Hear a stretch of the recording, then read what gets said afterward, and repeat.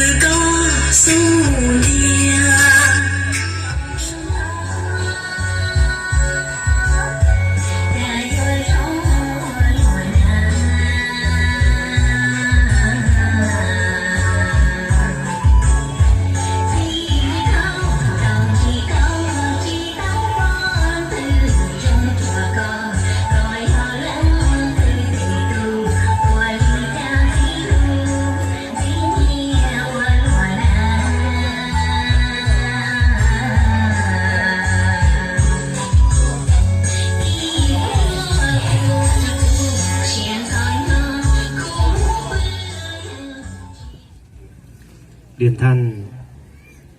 รองไพรัตน์ใหม่ชมพูรองนายกองค์การบริหารส่วนจังหวัดเชียงใหม่ท่านเป็นอย่างยิ่งนะครับตั้งใจซ้อมมาเป็นเดือนนะครับเพื่อหวังจะมาเล่นนะครับให้กับกีฬามงครับในครั้งนี้นะครับซึ่งผมในนามเจ้าภาพในนามเจ้าของพื้นที่หมู่บ้านปางหงนะครับหากขาดตกบกพร่องในสิ่งใดนะครับในเรื่องใดที่ทางคณะกรรมการเราไม่สามารถดูแลท่านได้หรือว่าอำนวยความสะดวกให้ท่านไม่เต็มที่นะครับก็ต้องขออภัยณที่นี้ด้วยนะครับผมในดวงฤทธิ์เจริญสกุลครับในนามของประธานเครือข่ายม้งจังหวัดเชียงใหม่ผู้เข้าร่วมการแข่งขันม้งครับในครั้งนี้ประกอบด้วยทีมนะครับนักกีฬาฟุตบอลประเภทประชาชนทั่วไป15ทีมนะครับวอลเลย์บอลเยาวชน14ทีมวอลเลย์บอลประชาชนทั่วไป15ทีมฟุตซอลนะครับรุ่นอายุไม่เกิน12ปีจำนวน9ทีมนะครับซึ่งทั้งหมดนี้ก็ได้รับความร่วมมือจากหลายๆฝ่ายหลายๆท่านนะครับที่ผมไม่ได้เอ่ยนามนี้ก็สนับสนุนงบประมาณมาโดยตลอดนะครับโดยเฉพาะองค์การบริหารส่วนตำบลแม่สึกนะครับวันนี้ได้เวลาอันสมควรและเป็นมงคลเลิศแล้วกับผมขอกลับเรียนเชิญท่านประธานได้ให้โอวาทและเปิดเก่าการแข่งขันกีฬามงครับครั้งที่9เพื่อเป็นสิริมงคลและเป็นขวัญกำลังใจให้กับนักกีฬาพี่น้องมงนะครับเพราะนักกีฬาทั้งหมดนี้เป็นนักกีฬาของพี่น้องมงทั้งหมดนะครับขอการเรียนเชิญท่านขอบคุณครับครับกราบเรียนท่านพ่อหลวงเรืองฤทธิ์เจริญเจ้าสกุลนะครับประธานกรรมการจัดการแข่งขันและเป็นประธานเครือข่ายม้งจังหวัดเชียงใหม่นะฮะคณะกรรมการจัดการแข่งขันทุกท่านนะครับท่านพันตรีคงเดชเอี่ยมสะอาดผู้แทนศูนย์ปฏิบัติการป้องกันและองค์การบริหารส่วนจังหวัดเชียงใหม่ท่านนายกบุญเลิศบุรณุปกรณ์ติดภารกิจที่สำคัญก็เลยมอบให้ผมนายไพรัตน์ใหม่ชมพูรองนายกองค์การบริหารส่วนจังหวัดเชียงใหม่มาร่วมกิจกรรมการแข่งขันกีฬาช่วงนี้เป็นช่วงปิดภาคเรียนเพราะนั้นนักเรียนนักศึกษามงที่ไปเรียนยังโรงเรียนต่างๆในเชียงใหม่ในแม่ฮ่องสอนก็ถือเอาโอกาสที่ปิดภาคเรียน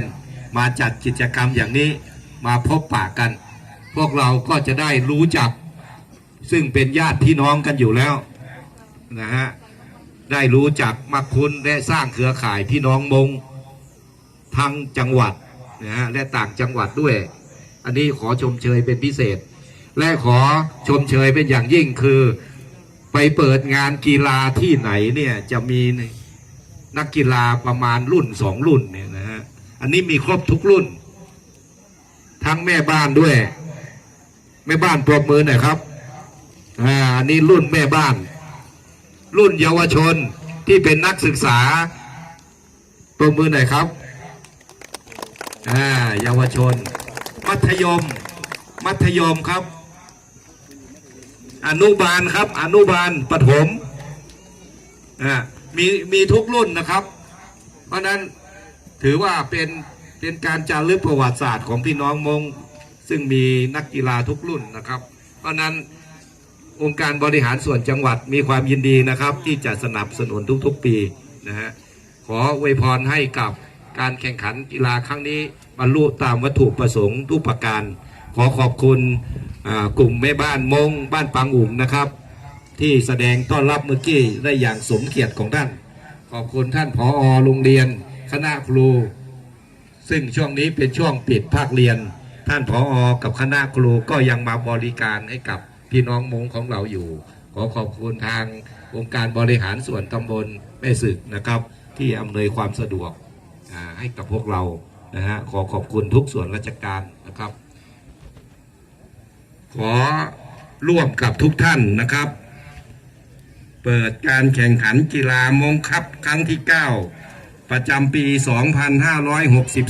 2562 ณ บัดนี้นะครับขอบคุณครับ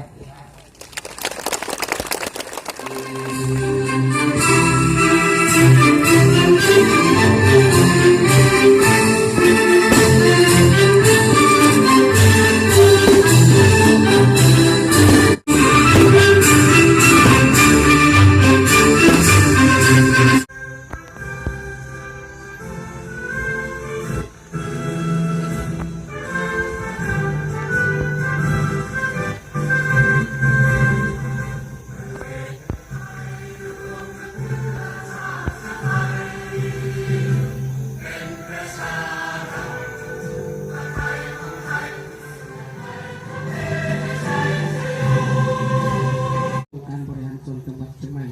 ท่านไพรัตน์ไมชมพูท่านพันเอกพงษ์เดช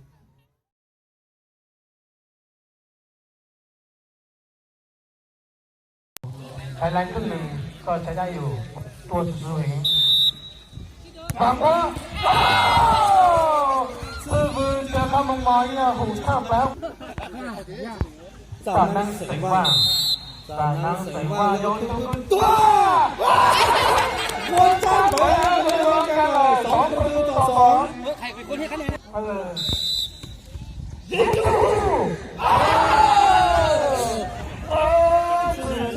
มาย้อนตั้งแต่โอ้โหจริงจังเลยฮะ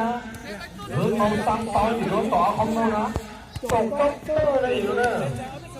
โอ้โหปริญญาโทมหาวิทยาลัยมองเทพอย่างสักตีด้านโน้น3-2ครับเฮ้ยทีมพอไปเปลี่ยนลังนึงสามเป่าตัวเป๊ะเลยอย่างอ้อเลยขนาดตั้งมันเลยโอ้โหมาทุกวันตัวเป๊ะเลยอย่างเป๊ะเลยอย่างสิบจัง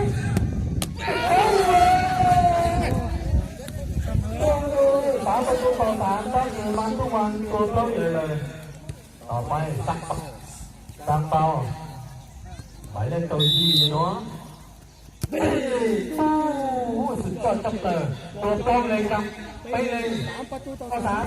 3-3แล้ว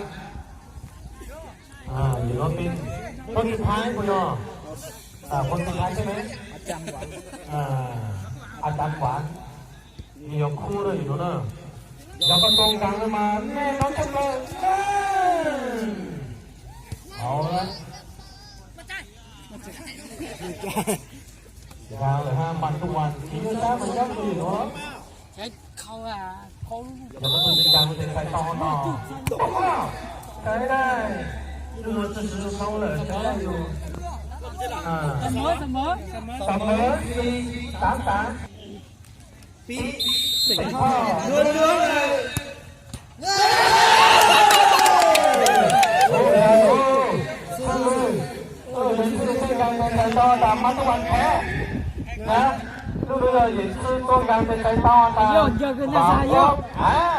要跟那啥。1、2、3，慢慢。โอ้โหประตูแพ้แล้วโอ้โหสั่งเบาครับสั่งเบาได้